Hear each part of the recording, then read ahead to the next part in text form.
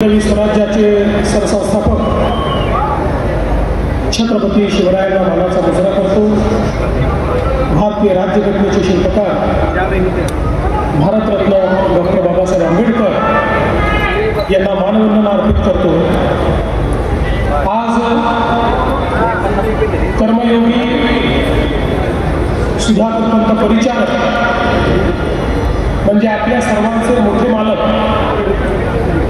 याच्या पूर्णाकृती पुतळ्याचं अनावरण आणि पाटण सहकारी साखर कारखान्याच्या विस्तारित गाळप क्षमतेचं आणि पोटॅशचं उद्घाटन असा जो कार्यक्रम आयोजित करण्यात आला त्या कार्यक्रमाच्या निमित्ताने मंचावर उपस्थित असलेले आपल्या जिल्ह्याचे पालकमंत्री आणि राज्याचे ग्रामविकास मंत्री माननीय श्री जयकुमार गोरेजी, माजी उपमुख्यमंत्री आणि मोठ्या मालकांचे अतिशय निष्ठ असे सहकारी माननीय श्री विजयसिंहदादा मोहिते पाटील या ठिकाणी मंचावर उपस्थित असलेले आज मालकांचा वारसा अतिशय चांगल्या पद्धतीने चालवणारे आमचे सहकारी श्री प्रशांत परिचारक जी, श्री उमेश परिचारक जी, खासदार धैर्यशील मोहिते पाटील जी, माजी खासदार रणजित सिंह नाईक निंबाळकर जी या ठिकाणी उपस्थित सन्माननीय राजन पाटील जी, समाधान आवताडे जी, बाबासाहेब देशमुख जी, उत्तमराव जानकर जी, राजीव खरे जी, रणजित सिंह मोहिते पाटील जी, अभिजित पाटील जी, नारायण पाटील जी, त्याचप्रमाणे राजाभाऊ राऊत, रणजित शिंदे, शहाजीराव पाटील, रामभाऊ सातपुते, रामजी साठे, धनाजी साठे, दीपकजी साळुंके, संजय मामा शिंदे, दत्तात्रय सावंत, चेतनसिंह केदार, मंचावरील सर्व मान्यवर आणि उपस्थित सर्व भगिनी आणि बंधूंनो, आज मला अतिशय समाधान आहे की मोठ्या मालकांच्या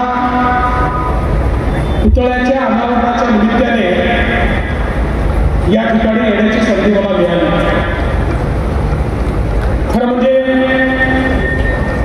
मोठ्या मालकांसोबत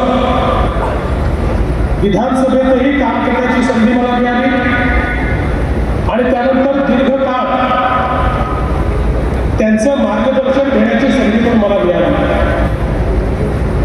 समाजामध्ये अशा प्रकारचे निस्पृह नेते हे आपल्याला फार कमी वेळा बघायला मिळतात। खरं तर अनेक वेळा काही लोक जन्माने मोठे असतात, राजाच्या घरी जन्माला येतात, खूप श्रीमंताच्या घरी जन्माला येतात, पण काही लोक असे असतात की जे स्वतःच्या कर्माने आणि कर्तृत्वाने मोठे होतात, त्यातले खऱ्या अर्थानं मोठे मालक या ठिकाणी सुधाकर परिचारक होतात, ज्यांनी आपल्या कार्याने, आपल्या कर्माने, आपल्या कर्तृत्वाने हे मोठेपण या ठिकाणी मिळवलं। आणि म्हणूनच आपण जर त्यांच्या जीवनाचा आलेख बघितला, आपण त्यांना मालक म्हणायचो, मोठे मालक म्हणायचो, पण त्यांच्याकरता मालक एकच होता, तो म्हणजे पंढरपूरचा पांडुरंग। त्या पांडुरंगाला मालक समजून ते काम करायचे आणि त्यांना मालक म्हणत असलो तरीही त्यांचा भाव हा कधी मालकाचा नव्हता, सेवेकराच्या भावाने सामान्य माणसाची, जनतेची, समाजाची सेवा करणं हे अविरत आजन्म त्यांनी सुरू ठेवलं। आणि म्हणूनच आज त्यांच्या जाण्यानंतर ज्यावेळेस त्यांच्या पुतळ्याचं उद्घाटन होत आहे आणि मी अगदी 13 तारखेला रात्री फोन केला आणि प्रशांत मालकांना म्हटलं की मी सोलापूरच्या विमानसेवेचं उद्घाटन करायला येतोय आणि मला असं वाटतं की शक्य असेल तर बरेच दिवस झाले आपल्याला या ठिकाणी मोठ्या मालकांच्या पुतळ्याचं उद्घाटन करायचं आहे आणि माझी इच्छा आहे की त्या दिवशी आपण करू शकलो तर अधिक चांगलं होईल. आणि बघा, केवळ 2च दिवसाच्या नोटीसवर म्हणजे 1 दिवसाचा वेळ मिळाला आणि इतका मोठा जनसमुदाय या ठिकाणी एकत्रित आला. हे मोठ्या मालकांनी कमावलेलं प्रेम आहे. त्यामुळे मगाशी प्रशांत मालक म्हणत होते की आपण सत्तेवर नसलो तरी तुम्हाला एक सांगतो, राजकीय सत्ता येते जाते, आपल्यापैकी सर्वांनीच अनुभवलेला आहे. माझ्यापेक्षा जास्त तर कोणीच अनुभवलेलं नाही. सत्ता कधी येते कधी जाते हे सांगता येत नाही. पण ज्यांची सत्ता ही समाजाच्या मनावर असते, ती अखंड सत्ता असते, ती सत्ता कधीच जात नाही. आणि पंतांची सत्ता ही समाजाच्या मनावर असल्यामुळे आज ही सगळी मंडळी जे या ठिकाणी आली आहे, त्यांना जर तुम्ही निमंत्रणही दिलं नसतं आणि त्यांना जर समजलं असतं की अशा प्रकारचा कार्यक्रम आहे, तरी हे सगळे लोक या ठिकाणी मोठ्या मालकांच्या प्रेमापोटी आले असते. ही खरी मोठ्या मालकांची कमाई आहे. त्यांच्या खात्यामध्ये केवळ 5 लाख रुपये असतील, पण 50 लाख लोकांच्या मनामध्ये त्यांच्याबद्दल जी आस्था आहे ती खरी मोठ्या मालकांची संपत्ती आहे. हे आपण सगळ्यांनी लक्षात घेतलं पाहिजे. आणि म्हणून एक आगळं वेगळं अशा प्रकारचं व्यक्तिमत्व, धोतर कुर्ता टोपी घातलेलं आणि प्रत्येकाशी आस्थेने बोलणारं, एक प्रकारे संवाद करणारं, त्याच्या भाषेमध्ये संवाद करणारं, त्याला पटेल, त्याला रुचेल, त्याला आवडेल अशा पद्धतीने संवाद करणारं व्यक्तिमत्व आणि त्याचसोबत एक शिस्तप्रिय, कणखर अशा प्रकारचं व्यक्तिमत्व देखील मोठ्या मालकांमध्ये आपल्याला पाहायला मिळालं. सामान्यातल्या सामान्य माणसाची चिंता ते अशी करायची की मालकांची सवय होती सकाळी 6:30 वाजता दरबार लावायचे, वाड्यावर समोर येऊन बसायचे आणि पेपर टाकणारा जो व्यक्ती आहे, एक दिवस तो पेपर टाकून जात होता, त्याला मालकाने आवाज दिला, अरे इकडे. त्याला समजे ना मालकाने काय बोलवलं, काही चुकलं का. मालक आत गेले, एक पेढ्याचा डबा घेऊन आले, त्याच्या हाती डबा दिला, त्यातला एक पेढा त्याच्या तोंडात घातला, त्याला म्हणाले तुझा जन्मदिवस आहे मला माहिती आहे, म्हणून तुझं अभिनंदन करण्याकरता हा पेढ्याचा डबा त्या ठिकाणी दिला. ही जी संवेदनशीलता त्यांच्यामध्ये होती, सामान्य माणसाची सेवा करायची आहे. आज एवढ्या संस्था त्यांच्या माध्यमातून उभ्या झाल्या, त्या संस्थांना त्यांनी नेतृत्व दिलं आणि या सगळ्या संस्था उभ्या करत असताना त्यांच्यामध्ये एकच भाव होता की या कुठल्याच संस्थेचा मी मालक नाही आहे, मी विश्वस्त आहे, कोणाकरता तरी हे कार्य मी करतोय. आणि म्हणून प्रत्येक संस्था अत्यंत सचोटीनं त्या ठिकाणी चालवण्याचं काम हे मालकांनी केलं. आणि म्हणूनच आज आपण पाहतोय की ज्या ज्या संस्थेला मालकांचे हात लागले त्या परिस्पर्शाने त्या संस्थेचं सोनच झालेलं आपण या ठिकाणी बघितलं.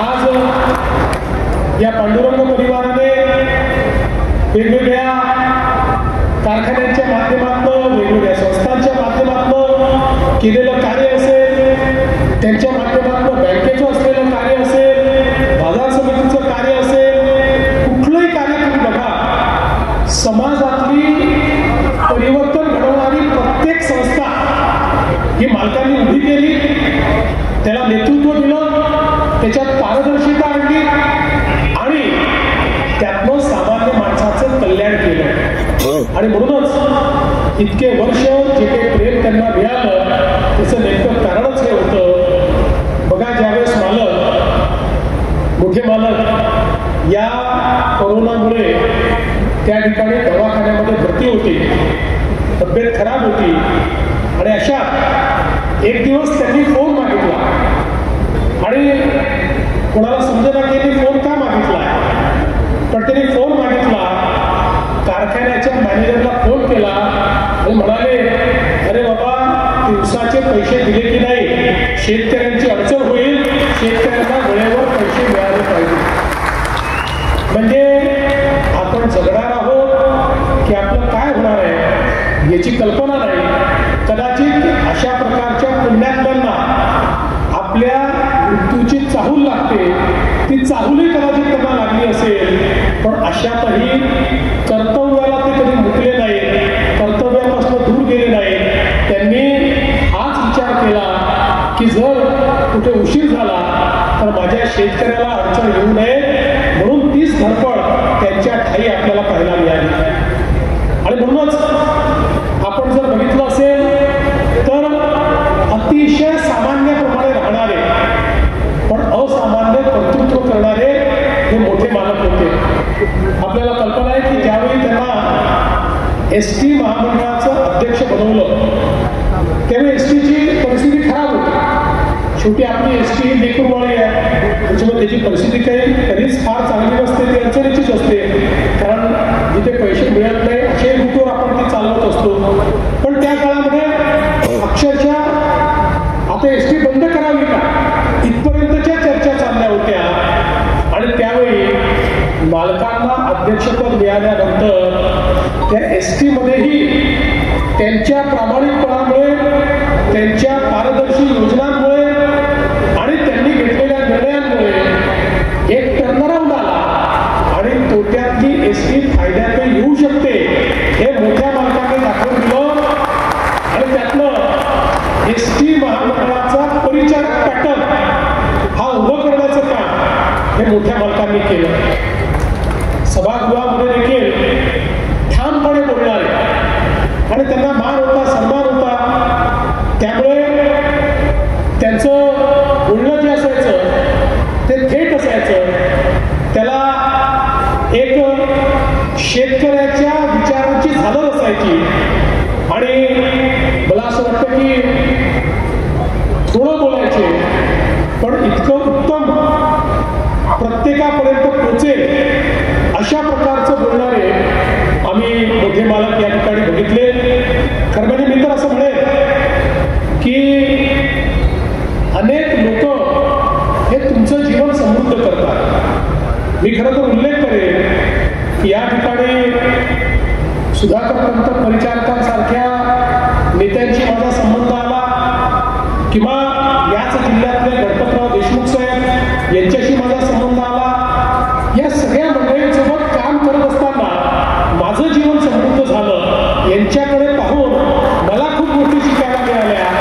या लोकांच्या माध्यमातून समाजसेवा कशी केली पाहिजे, समाजाचा विचार कसा केला पाहिजे, समाजाच्या अडचणी कशा दूर केल्या पाहिजे, या सगळ्या गोष्टी अतिशय जवळून पाहायला मिळाल्या. निस्पृहपणे कुठलाही त्या ठिकाणी स्वतःचा स्वार्थ न साधता काम करणं ही खरोखर मला असं वाटतं एक पांडुरंगाचा आशीर्वाद हा मोठ्या मालकांना होता. आणि म्हणूनच सातत्याने हे काम ते करू शकले आणि जीवनाच्या शेवटच्या क्षणापर्यंत हे कार्य त्यांनी अखंड चालू ठेवलं. आज मला या गोष्टीचा आनंद आहे की त्यांचं कार्य पुढे नेत या ठिकाणी प्रशांत मालक असतील, उमेश मालक असतील, संपूर्ण परिवार असेल आणि त्यांचा परिवार काही त्यांच्या पुतळ्यांपुरतं किंवा घरच्यांपुरतं हा मर्यादित नव्हताच. त्यांचा इतका अखंड परिवार होता. कारण जात, पात, धर्म, भाषा, प्रांत किंवा पक्ष याच्या पलीकडे जाऊन सगळ्यांना मदत करण्याची त्यांची प्रवृत्ती होती. आणि म्हणून मला हा आनंद आहे की आज त्यांनी जो कारखाना समृद्ध केला, आज त्या कारखान्याने एक नवीन पाऊल टाकलेला आहे. आणि त्या ठिकाणी 10,000 ती पिढी इतकी क्षमता, आता गाळप क्षमता या ठिकाणी गाठलेली आहे. आणि सोबत पोटॅश हा देखील उपपदार्थ म्हणून या ठिकाणी सुरू केलेला आहे. मी त्याबद्दल पांडुरंग परिवाराचं अतिशय मनापासून अभिनंदन करतो. कारण सातत्याने शेतकऱ्यांकरता नवनवीन प्रयोग करणे, शेतकऱ्यांना उचित एफआरपी देणे, या सगळ्या गोष्टी या परिवाराने नित्यनेमाने केल्या आहेत. आता येताना मी मालकांना असं म्हटलं, प्रशांत मालकांना, की आता तुम्ही पोटॅशवर गेला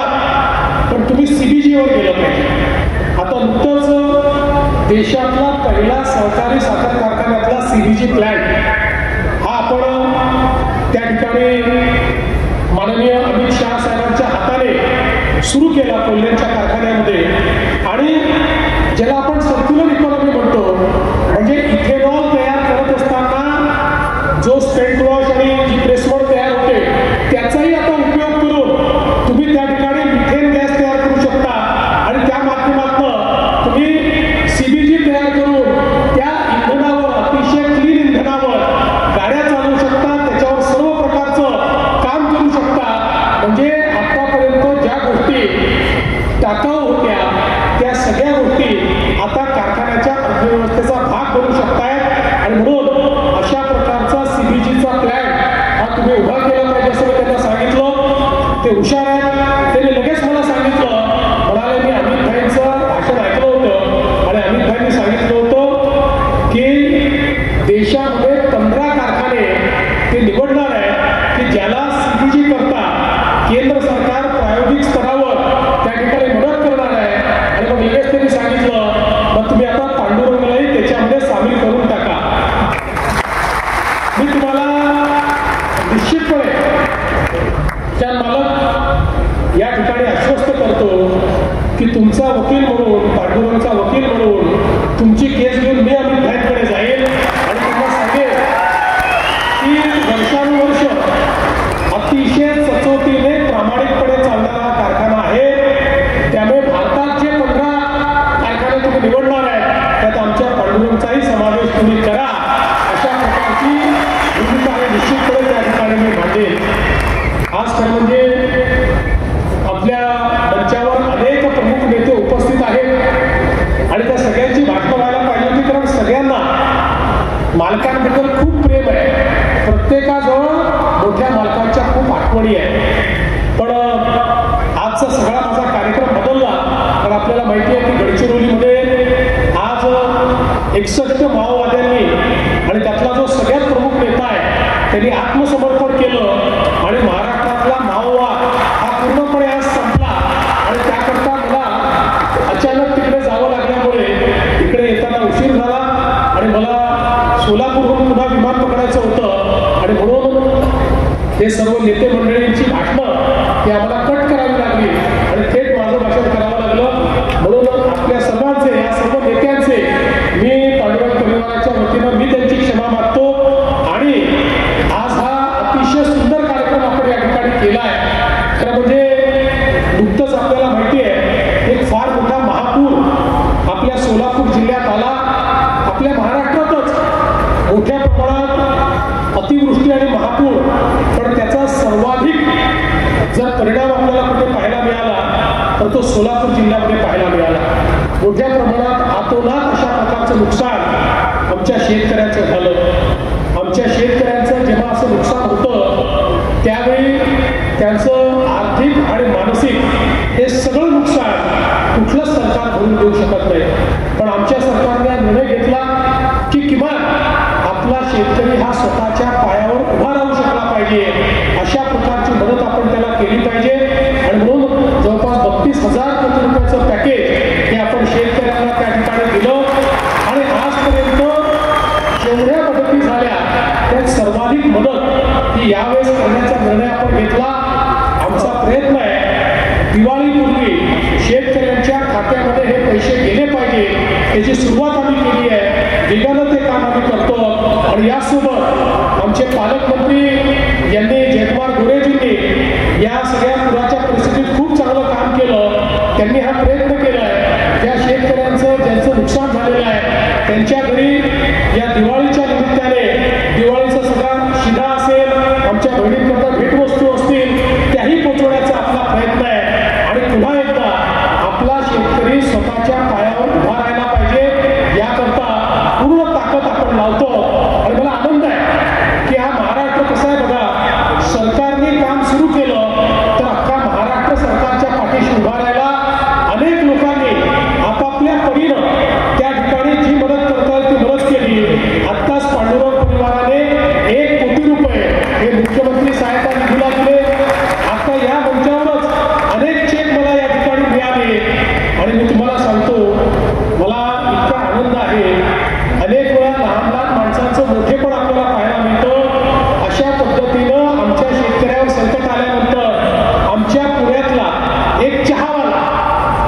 1.5 लाख रुपये चहा विकून जमा केले होते ते पूरग्रस्त निधी करता त्या ठिकाणी दिले. अगदी लहान लहान मुलांनी आपल्या गुल्लकीत केलेले पैसे त्या ठिकाणी दिले.